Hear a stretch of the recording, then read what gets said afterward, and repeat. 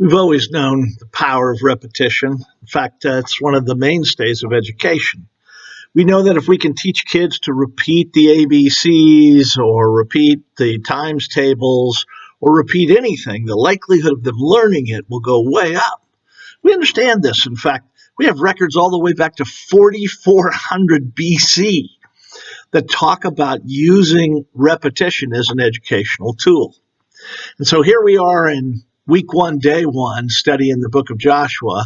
And as you read those first 5 verses today, I want you to notice, first of all, God is very blunt. He says, Moses is dead, so you're on, Joshua. But then he gives him a reminder of something that Moses heard all the way back in Deuteronomy chapter 31, verse 6. God spoke these words to Moses, I will never leave you. I will never forsake you. And now he speaks them again. He repeats himself because it's that important.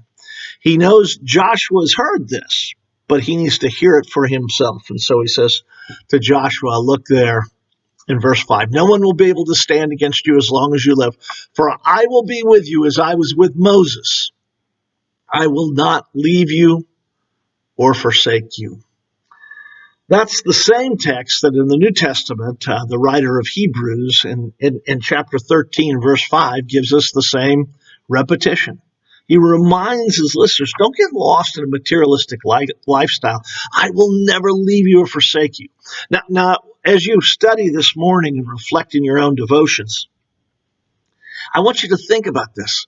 It's something you may know intellectually, but you need to hear God speak to you personally, just like he did to Moses, just like he did to Joshua, that he will never leave you and he will never forsake you.